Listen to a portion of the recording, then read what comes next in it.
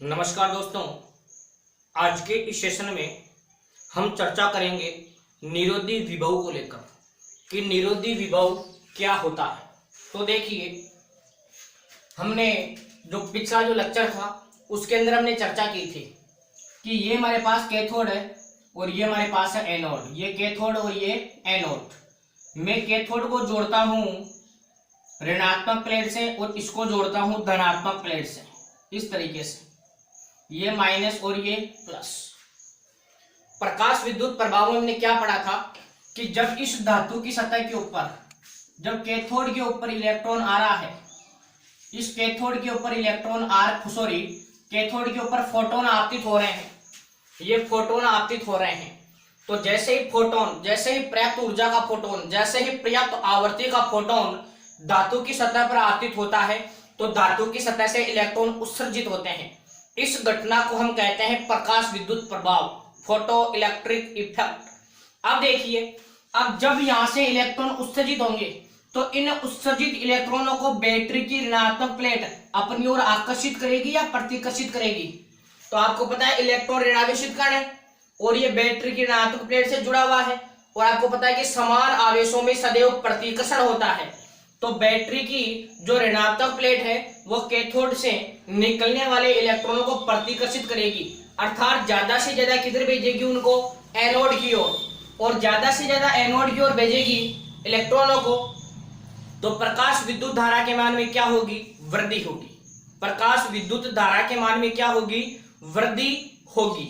इसका उल्टा देखिए आप, इसका उल्टा देखिए, मैं इसको जोड़ देता हूं पॉजिटिव से, इसको जोड़ दिया मैंने पॉजिटिव से, और ये जो था इसको जोड़ दिया मैंने नेगेटिव से, इस तरीके से। इस स्थिति में ध्यान दो, जब कैथोड से इलेक्ट्रॉन निकलेंगे, जैसे ही फोटोन आकर गिरेगा तो कैथोड से इलेक्ट्रॉन निकलेंगे। अब कैथोड से जब इलेक्ट्रॉन निकलेंगे तो इन इलेक्ट्रॉनों पर ऋणावेश होता है। इन ऋणावेशित इलेक्ट्रॉनों को जो बैटरी है इसकी धनात्मक प्लेट अपनी ओर आकर्षित करेगी। इन कैथोड से उत्सर्जित होने वाले इलेक्ट्रॉनों को बैटरी की धनात्मक प्लेट अपनी ओर क्या करेगी, आकर्षित करेगी। जैसे सपोज इसके ऊपर 10 फोटोन आए, 10 फोटोन इसके ऊपर आकर गिर रहे हैं, ठीक है, और सभी की जो ऊर्जा है, जो फोटोन आ रहे हैं उनमें सभी की ऊर्जा इसके कार्यफल से ज्यादा है। तो यहां से क्या 10 के 10 इलेक्ट्रॉन निकलेंगे क्या भाई। जैसे मैं कहूं कि इसका कार्यफलन 2 इलेक्ट्रॉन वोल्ट है और जो 10 इलेक्ट्रॉन आ रहे हैं वो सब 2 इलेक्ट्रॉन वोल्ट से ज्यादा का है। कोई 5 इलेक्ट्रॉन वोल्ट का है, कोई 7 इलेक्ट्रॉन वोल्ट का है, कोई 8 इलेक्ट्रॉन वोल्ट का है। मतलब जो भी फोटोन आ रहे हैं 10 के 10 फोटोन की जो ऊर्जा है वो इसके कार्यफलन से ज्यादा है। तो 10 के 10 इलेक्ट्रॉन उत्सर्जित होंगे। अब 10 में से जरूरी नहीं है कि 10 में से 10 के 10 कैथोड से एनोड की ओर पहुंचे, क्योंकि जिनकी ऊर्जा कम होगी उनको यह बैटरी की धनात्मक प्लेट अपनी ओर आकर्षित कर लेगी। जैसे सपोज 10 फोटोन आए और 10 में से सपोज 7 जो फोटोन है वो कैथोड से कहां चले गए, एनोड की ओर। लेकिन इसने कितने को रोक लिया, 3 को रोक लिया। कब रोका, जब मैं मान के चल रहा हूं कि ये बैटरी मेरे पास 10 वोल्ट की थी। बात को समझने की कोशिश करें, जब बैटरी 10 वोल्ट की थी, इसके ऊपर 10 फोटोन आए, सभी की ऊर्जा इसके कार्यफलन से ज्यादा थी। इसका मतलब सभी के सभी इलेक्ट्रॉन उत्सर्जित होंगे और कैथोड से किधर गति करेंगे, एनोड की ओर। लेकिन एनोड पर मात्र कितने पहुंच पाए, 7। इसका मतलब 3 जो इलेक्ट्रॉन निकले उनको बैटरी की धनात्मक प्लेट अपनी ओर आकर्षित कर ली। ये तो कितने वोल्ट की बात हुई, 10 वोल्ट की। अब जैसे ही मैं वोल्टेज 15 करता हूं तो ये और कुछ इलेक्ट्रॉनों को अपनी ओर आकर्षित करेगी। फिर मैंने माना कि दोबारा में जब मैं बैटरी का वोल्टेज बढ़ाता हूं तो पहले 10 में से 7 कैथोड से एनोड की ओर आए थे, अब 10 में से कितने आ रहे हैं केवल, अब 10 में से कितने आ रहे हैं केवल 4। और जैसे मैं बैटरी का वोल्टेज और बढ़ाता हूं तो ये 4 की बजाय सपोज 2 ही रह गए। फिर मैं बैटरी का वोल्टेज अगर और बढ़ाता हूं, 25 वोल्ट कर देता हूं, तो फिर ऐसा माना कि 10 के 10 जो इलेक्ट्रॉन उत्सर्जित हो रहे थे उसमें से एक भी इलेक्ट्रॉन कैथोड से एनोड पर नहीं पहुंच पाया। तो देखिए निरोधी विभव क्या होता है, इस बैटरी को इतना वोल्टेज दो, इस बैटरी को इतना वोल्टेज दो कि एक भी इलेक्ट्रॉन कैथोड से एनोड पर नहीं पहुंच पाए। ये जो मेरे पास बैटरी है, इस बैटरी को इतना वोल्टेज दो कि एक भी इलेक्ट्रॉन कैथोड से एनोड पर नहीं पहुंच पाए। वोल्टेज का ये जो मान है, इसी को हम कहते हैं निरोधी विभव, इसी को हम कहते हैं अंतक विभव, और इसी को हम कहते हैं मंदन विभव। मंदन या मंदक एक ही बात है। तो निरोधी विभव के तीन नाम है, निरोधी विभव कह दो, भले अंतक विभव कह दो, और भले इसी को मंदन विभव कह दो, सभी बातें सेम है। तो आपको निरोधी विभव का कॉन्सेप्ट क्लियर हुआ होगा। और बैटरी को जोड़ने का तरीका भी ध्यान रखना है। कैथोड को जोड़ेंगे पॉजिटिव से और एनोड को जोड़ेंगे नेगेटिव से। अगर आप इसको नेगेटिव से जोड़ते और इसको पॉजिटिव से जोड़ते, तो इससे पहले हमने क्या देखा था कि और ज्यादा इलेक्ट्रॉन कैथोड से एनोड की ओर जा रहे थे। तो आपको ध्यान रखना है कि कैथोड को तो जोड़ेंगे पॉजिटिव विभव से और एनोड को जोड़ेंगे नेगेटिव विभव से। तो इस स्थिति में बैटरी का जैसे जैसे वोल्टेज बढ़ाते हैं, वैसे वैसे कैथोड से एनोड पर जाने वाले इलेक्ट्रॉनों की संख्या में कमी होती है। तो इस बैटरी को इतना वोल्टेज दे दो कि कैथोड से उत्सर्जित होने वाला एक भी इलेक्ट्रॉन एनोड तक नहीं पहुंच पाए, अर्थात प्रकाश विद्युत धारा का मान ही क्या हो जाए, शून्य हो जाए। अर्थात प्रकाश विद्युत धारा का मान ही क्या हो जाए, शून्य हो जाए। तो निरोधी विभव को किस प्रकार परिभाषित करेंगे? निरोधी विभव एनोड का वह ऋणात्मक मान, देखिए एनोड का वह ऋणात्मक मान किसके सापेक्ष, कैथोड के सापेक्ष। एनोड का वह ऋणात्मक मान, या ऐसे बोल दो कैथोड के सापेक्ष एनोड का वह ऋणात्मक मान, एनोड का वह ऋणात्मक विभव जिस पर प्रकाश विद्युत धारा का मान शून्य हो जाता है, उसको हम कहते हैं दोस्तों निरोधी विभव। उसको हम कहेंगे निरोधी विभव। देखो नाम से पता चला निरोधी मतलब कहीं ना कहीं ये विरोध कर रहा है।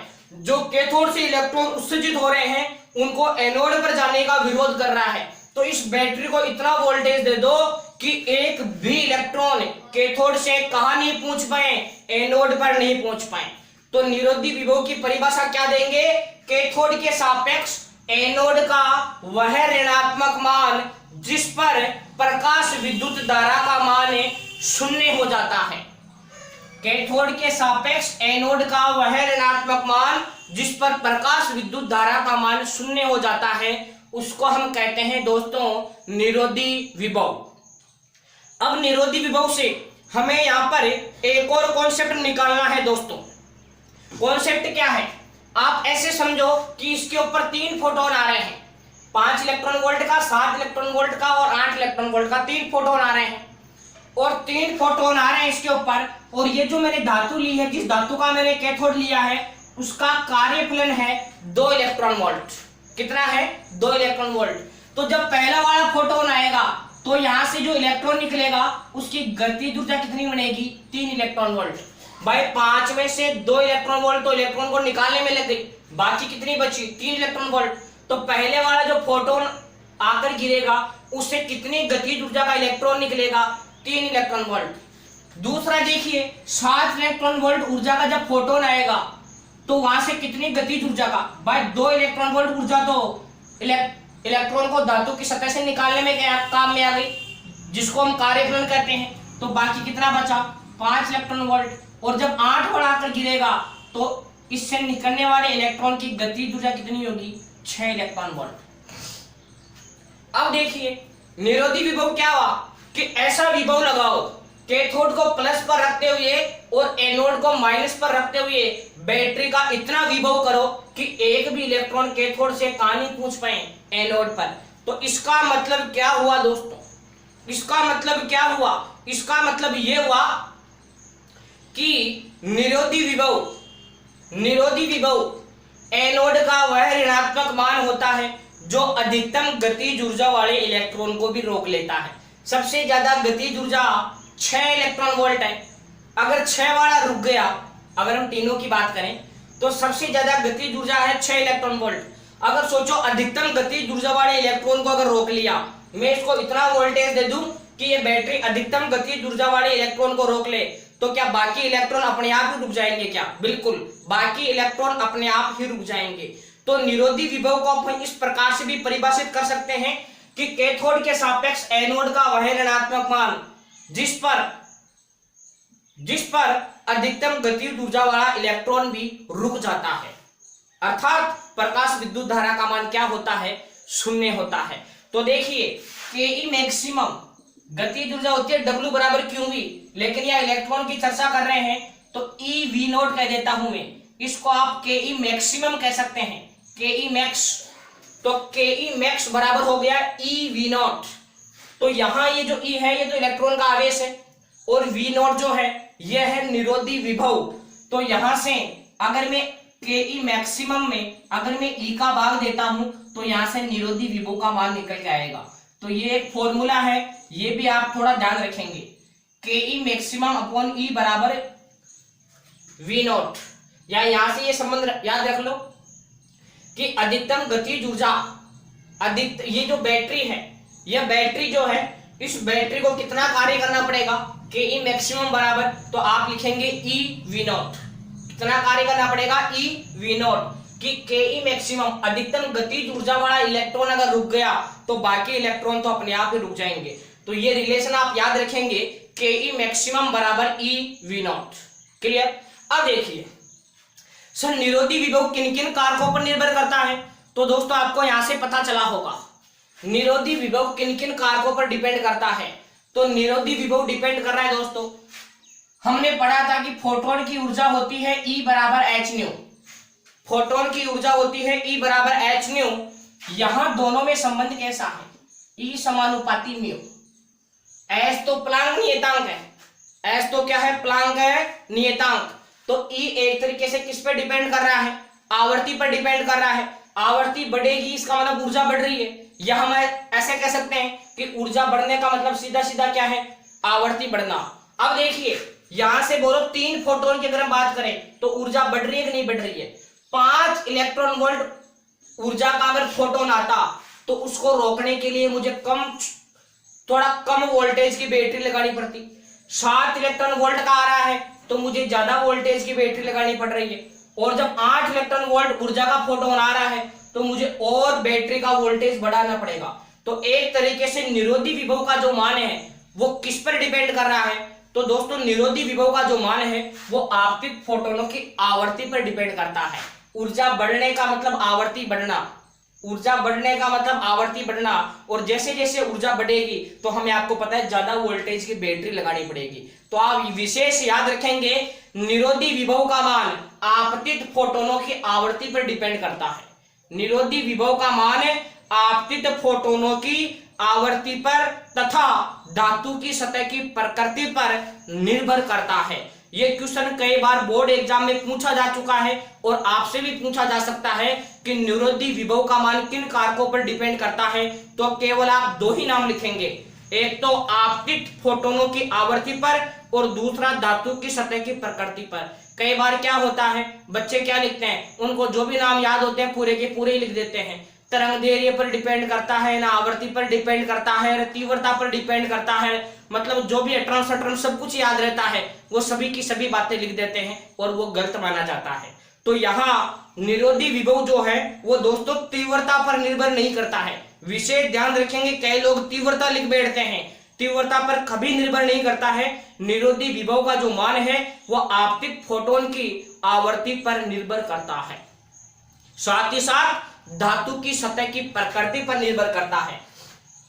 अगर मैं बात करूं दोस्तों इसकी निर्भरता की कि निरोधी विभव किन कारकों पर निर्भर करता है, तो निरोधी विभव डिपेंड करता है एक तो आपतित फोटोन की आवर्ती पर और एक धातु की सतह की प्रकृति पर। धातु की सतह की प्रकृति पर डिपेंड करता है निरोधी विभव का मान। तो ये बात आप विशेष ध्यान रखेंगे, निरोधी विभव किन किन कारकों पर डिपेंड करेगा। तो आप केवल 2 ही बात लिखेंगे, आपतित फोटोन की आवर्ती तथा धातु की सतह की प्रकृति पर निर्भर करता है। साथ ही साथ निरोधी विभव में 2 इंपॉर्टेंट ग्राफ हैं। देखिए दोनों ग्राफ देखिए आप, 2 इंपॉर्टेंट ग्राफ है निरोधी विभव के अंदर इस तरीके से। इधर मैं लेके चल रहा हूं विभवांतर, इधर हम लेके चल रहे हैं विभवांतर, और इधर हम लेके चल रहे हैं प्रकाश विद्युत धारा। आप पूरा लिखेंगे प्रकाश विद्युत धारा।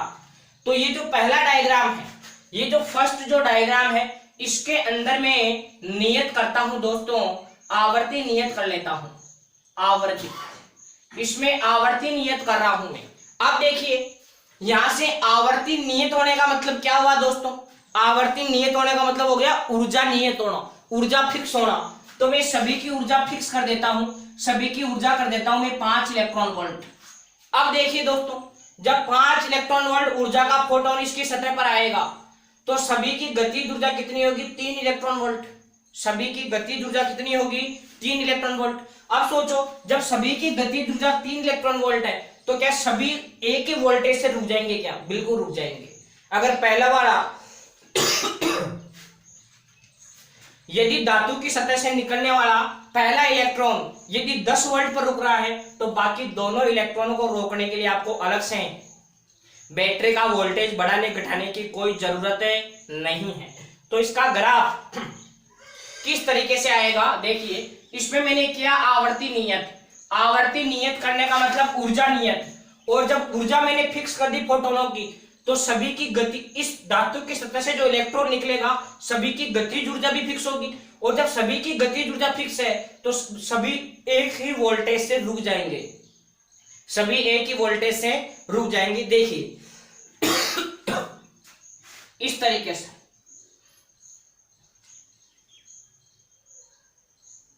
इस तरीके से आपको ग्राफ बनाना है। यहां दिख रहा है -V0, ये निरोधी विभव, तीनों के लिए एक ही मान। लेकिन धारा देख लो, इसके लिए धारा I1 है, ये धारा I2 है, ये धारा I3 है।